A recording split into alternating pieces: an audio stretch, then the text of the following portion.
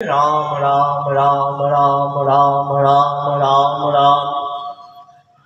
এই মরা নাম জপে তিনি দেবগুরু বৃহস্পতির সমান জ্ঞানী হয়েছিলেন। দেবগুরু বৃহস্পতির যেমন জ্ঞান, যেমন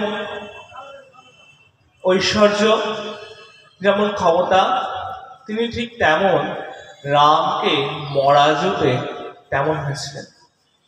তাহলে ভাবো মা, এই রামচন্দ্র উল্টো করে তার নাম জপা হচ্ছে, তাই কত করুণাময়। আর তার নাম যদি আমি সোজাভাবে জপি, তাহলে না আরো কত কৃপা হয়। কিন্তু নাম তো শুধু জপ করলেই হয় না মা।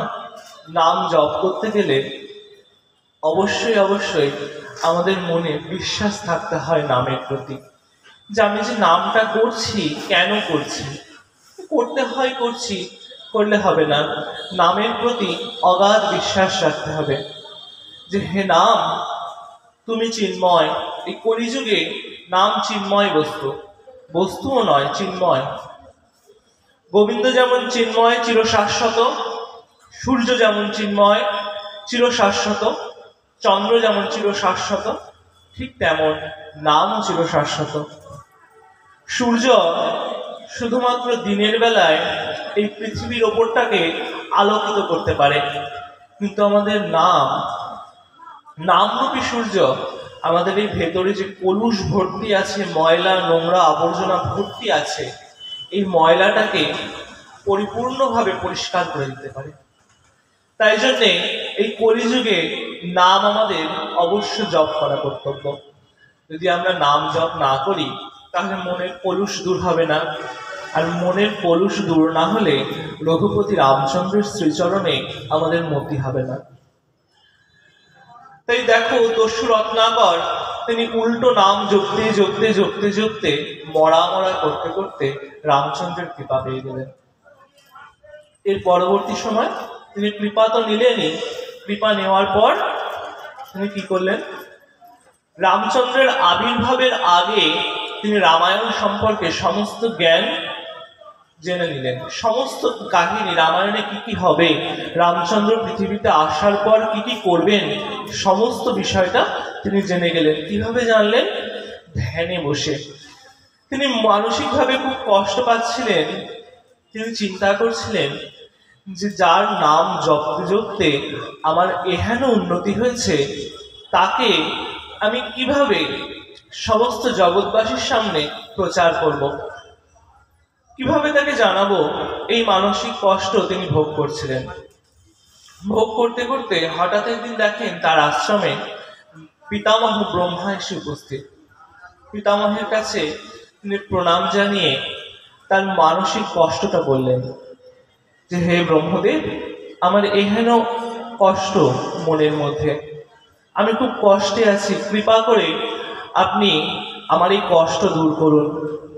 তখন ব্রহ্মদেব তাকে উপদেশ করলেন যে তুমি রামচন্দ্রের কথা লেখো, রঘুপতির সম্পর্কে লেখো। তখন ব্রহ্মাকে বাল্মীকি জিজ্ঞাসা করছেন যে আমি কিভাবে বর্ণনা করব তার কথা। তিনি অপার সমুদ্র, অপার সমুদ্রের ন্যায় গভীর, আর উচ্চ থেকে উচ্চতম শৃঙ্গের ন্যায় উচ্চ, তার কথা আমি কি করে বর্ণনা করি। তখন ব্রহ্মা বললেন যে ঠিক আছে, ভয় পেও না, আমি লোক পাঠিয়ে দেব, তিনি এসে তোমাকে পদ্ধতি জানিয়ে যাবেন।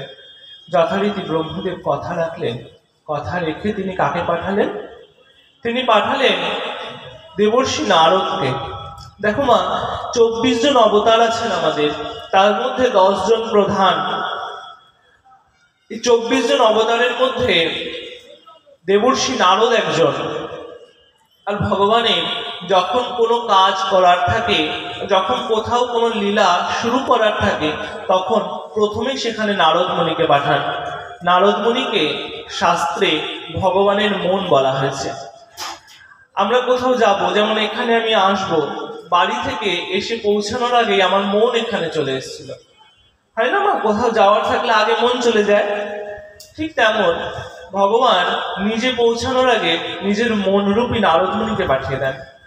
নারদ মুনি সেখানে যান, গিয়ে বাল্মীকির কাছে আসেন নারদমুনি। এসে নারদমুনি বলছেন, শোনো বাল্মীকি, তুমি রামচন্দ্রের কাহিনী লেখো। এবং নারদমুনি বাল্মীকির তৃতীয় নয়ন আমাদের প্রত্যেকের আছে দুই ভুরুর মাঝখানে। এই দুই ভুরুর মাঝখানে তিনি স্পর্শ করেন। স্পর্শ করা মাত্র তিনি ধ্যানে বসে সমস্ত রামলীলা নিজের চোখের সামনে দেখতে পান। যে রামচন্দ্র পৃথিবীতে আসার পর কি কি হবে, কি কি হতে পারে, সমস্ত জ্ঞান তিনি জেনে যান। এবং রামচন্দ্র পৃথিবীতে আসার আগেই তিনি রচনা করেন রামায়ণের। আমাদের সনাতন ধর্মের সব থেকে গুরুত্বপূর্ণ গ্রন্থদের মধ্যে একটা শ্রী রামায়ণ। এই রামায়ণ তিনি প্রণয়ন করলেন। রামায়ণের সমস্ত ঘটনা ক্রমান্বয়ে এগোতে থাকে।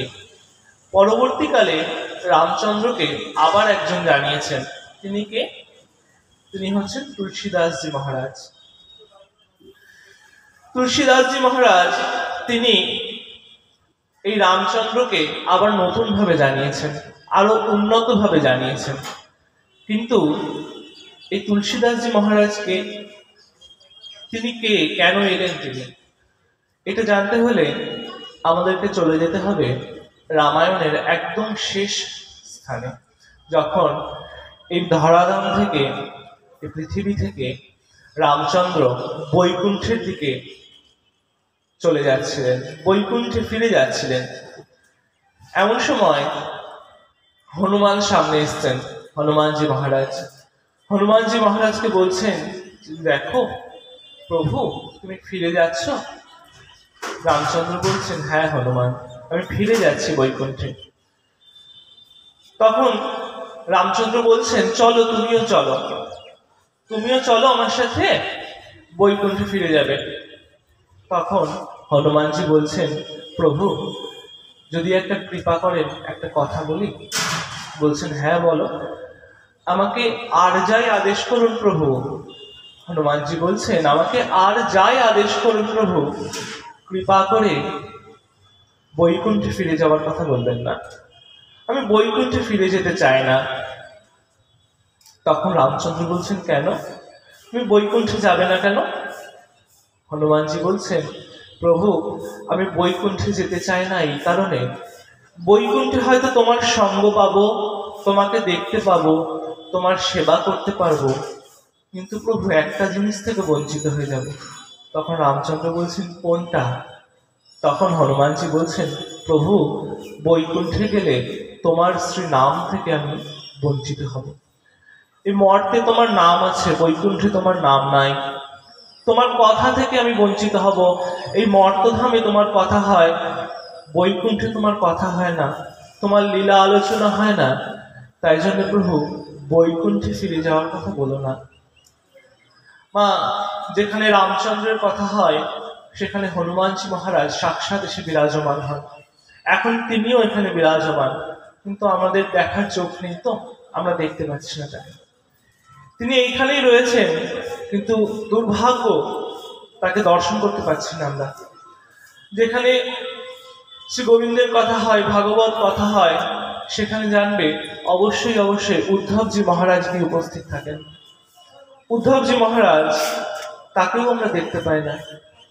যদি কোনোদিন সাধুগুরু বৈষ্ণবের কৃপা হয়, শ্রী গুরুদেব যদি কোনোদিন কৃপা করেন, হয়তো তাদের সাক্ষাৎ দর্শন হবে। গুরু কৃপা ছাড়া তো সব অসম্ভব। তাই জন্য মা, গুরুচরণ আশ্রয়। রামায়ণেও রঘুপতি রামচন্দ্র তিনিও দেখিয়েছেন গুরু ভক্তি কাকে বলে, গুরুদেবের চরণে কেমন ভাবে আশ্রয় নিতে হয় তিনি দেখিয়েছেন। চক্রবর্তী সম্রাট, সমস্ত আর্যাবর্তের সম্রাট দশরথ, স্বয়ং ভগবানের পিতা, তিনিও তার গুরু শ্রী বশিষ্ঠ দেবকে কিভাবে সম্মান করেছেন সেটাও দেখবার মতো। একদিন কি হয়েছে, রামচন্দ্রের আবির্ভাবের পরে শ্রী গুরুদেব বশিষ্ঠ এসছেন। কেন এসছেন? বশিষ্ঠ এসছেন বিশ্বামিত্র মুনির একটা বিশেষ গুরুত্বপূর্ণ কাজের সমাধান করতে। বিশ্বামিত্র মুনি এসে দশরথের কাছে রামচন্দ্র এবং তার ভাই লক্ষ্মণকে চেয়েছিলেন। কেন চেয়েছিলেন? তিনি বলছেন যে দশরথ দেখো, আমি অনেকবার একটা যজ্ঞ করার জন্য বসছি, কিন্তু দুর্ধর্ষ দানবেরা, যবনেরা এসে বারংবার সে যজ্ঞকুণ্ড বিনষ্ট করে দিয়ে যাচ্ছে, অপবিত্র করে দিয়ে যাচ্ছে। ওপর থেকে এসে উঠতে উঠতে এসে মাংস, রক্ত, হাড় সব যজ্ঞের অগ্নির মধ্যে নিক্ষেপ করে দিয়ে যাচ্ছে, যজ্ঞবেদী ভেঙে দিয়ে চলে যাচ্ছে। এই কারণে তুমি তোমার 2 সুযোগ্য সন্তান আমাকে প্রদান করো।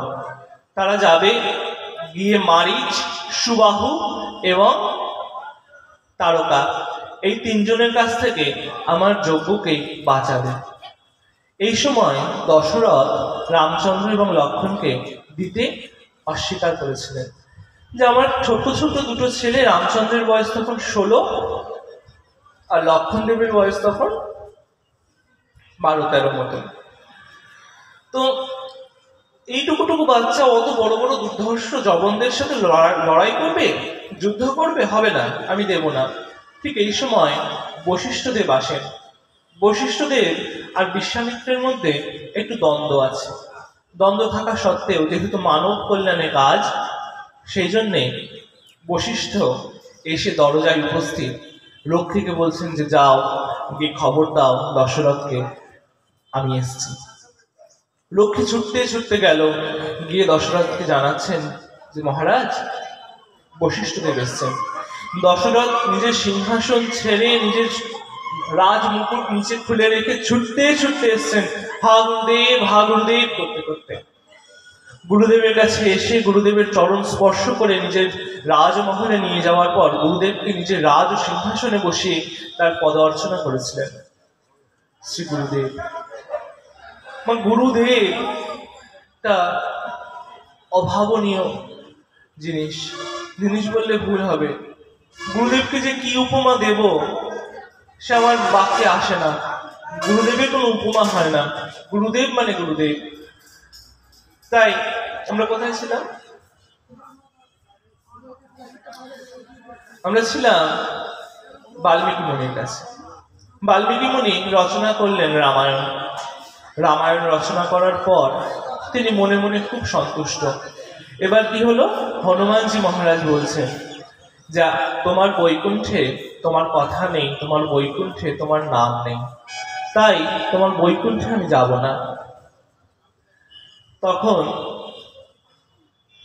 শ্রী হনুমানজিকে শ্রী রামচন্দ্র বলছেন, আচ্ছা হনুমান, তুমি ভক্ত শিরোমণি, তোমার ইচ্ছায় থাকুক, তোমাকে ফিরে যেতে হবে না বৈকুণ্ঠে, তুমি থাকো মর্তে। তিনি মর্তে রয়ে গেলেন। কিসের লোভে রয়ে গেলেন? এই হরিকথার লোভে, এই হরি নামের লোভে। তার কাছে গোবিন্দের, শ্রী রামচন্দ্রের স্বয়ং সেবা, স্বয়ং সাক্ষাৎ অতটা গুরুত্বপূর্ণ নয় যতটা এই নাম, শ্রীরামের নাম, শ্রীরামের কথা তার কাছে যতটা গুরুত্বপূর্ণ। এই জন্য বুঝতে হবে যে কলিযুগে এই নাম, কলিযুগের এই ভগবানের চরিত্র বন্দনা, চরিত্র গাওয়া কতটা গুরুত্বপূর্ণ, এটা আমাদের অবশ্য বোঝা কর্তব্য, ভাবা কর্তব্য। পরে যখন রঘুপতি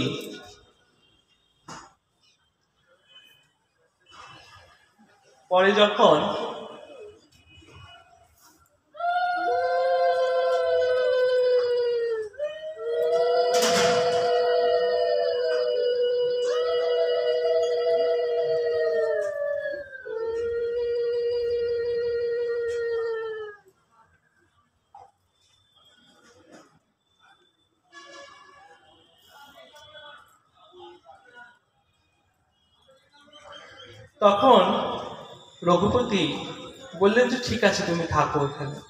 রঘুপতির আদেশে শ্রী হনুমানজি মহারাজ থেকে গেলেন মর্তে রাম নামের লোভে। এমন সময় হনুমানজি মহারাজের একটা চিন্তা আসে মাথায়, আমি তো রামচন্দ্রকে, আমার প্রভুকে সাক্ষাৎ দর্শন করেছি, তার সান্নিধ্য লাভ করেছি, তার সমস্ত লীলা সম্পর্কে আমার থেকে ভালো হয়তো আর কেউ অবগত হবেন না। বাল্মীকি মুনিও লিখেছেন বটে রামায়ণ, আমার প্রভু আসার আগে, তবু আমি তো সাক্ষাৎ দেখেছি, তাই নিজের মনে মনে আমি রামচন্দ্রকে যেভাবে সাজিয়েছি, আমার প্রভুকে যেভাবে দেখেছি, আমি ঠিক সেইভাবে জগৎবাসীর সামনে রেখে যেতে চাই। তখন হনুমানজি কি করলেন? রামচন্দ্রের সমস্ত জীবনী লিখে একটা গ্রন্থ প্রকাশ করলেন। হনুমানজি স্বয়ং লিখলেন। লেখার পরে তিনি ভাবছেন, আমি তো গ্রন্থ লিখলাম, কিন্তু এই যে গ্রন্থটা, এটা যে ঠিক আছে, নির্ভুল আছে, এটা কে বলবেন? এটা বলার জন্য তো একটা ভালো পণ্ডিতের দরকার। তখন উনি মনে মনে ভাবলেন যে হ্যাঁ, ভালো পণ্ডিত তো আছেন, যিনি মরা মরা জপতে জপতে রামচন্দ্রকে পেয়েছেন, সে বাল্মীকি মুনি। হনুমানজি তার লেখা গ্রন্থটি নিয়ে বাল্মীকি মুনির কাছে গেলেন। বাল্মীকি মুনি তখন বলছেন, বাল্মীকি মুনির কাছে গিয়ে পণ্ডিতের যথাযথ সম্মান তাকে প্রদান করে, পণ্ডিতকে অর্চনা করে তিনি বলছেন যে দেখুন, আমি এই রামচন্দ্রের, আমার প্রভুর কাহিনী লিখেছি, চেষ্টা করেছি, এবার যদি আপনি কৃপা করে এটা দেখে বলেন যে নির্ভুল হয়েছে কি, কেমন হয়েছে, কি এটা কিরকম লাগছে, এটা মানুষের সামনে প্রকাশ করা যায় কিনা। তখন মুনি খুলে দেখলেন, দেখে তো স্তম্ভিত, দেখছেন আর ভাবছেন যে কি বর্ণনা, এই বর্ণনা যদি মানুষের কাছে যায় তাহলে তো আমার অবস্থা খারাপ, হয়ে যাবে। কেন আমার অবস্থা খারাপ হবে? কেন না, আমি যে রামায়ণ বর্ণনা করলাম এত কষ্ট করে, সে রামায়ণকে কেউ পড়বে না। এই গ্রন্থ এত সুন্দর হয়েছে, রামায়ণ কেউ পড়বে না আমার লেখা। তখন বাল্মীকি মুনি বলছেন যে দেখো হনুমান, তুমি খুব সুন্দর বর্ণনা করেছো, খুব সুন্দর লিখেছো, এতে কোনো সন্দেহ নাই, কিন্তু তুমি যে লিখেছো আর আমি যে পরীক্ষা করলাম, এর তো একটা দক্ষিণা আছে। তখন হনুমানজি হাত জোর করে বলছেন, অবশ্যই অবশ্যই, আপনি বলুন না, আপনাকে আমি কি দেব দক্ষিণা স্বরূপে, আপনি কি নেবেন? তখন বাল্মীকি মুনি নিজের কূট বুদ্ধি প্রয়োগ করলেন। তিনি বলছেন যে দেখো হনুমান, তুমি আমায় দক্ষিণা দেবে না? সে দেখো, আমি যা চাইবো তাই দেবে তো? বলছেন হ্যাঁ, আপনি যা বলবেন আমি তাই দেব। সেই সময় বাল্মীকি মুনি মনে মনে ভাবলেন, ভেবে বললেন যে দেখো, তুমি তোমার এই গ্রন্থটা নিয়ে, আমার দক্ষিণা কিন্তু এটা, তুমি এই গ্রন্থটা নাও, নিয়ে সাগরে গিয়ে বিসর্জন দিয়ে আসো, এটা কি সাগরে বিসর্জন দিয়ে আসো। হনুমানজি বুঝলেন যে উনি ভয় পেয়েছেন, ওনার রামায়ণ থেকে আমার এই গ্রন্থ যদি বেশি প্রচারিত হয়ে যায়,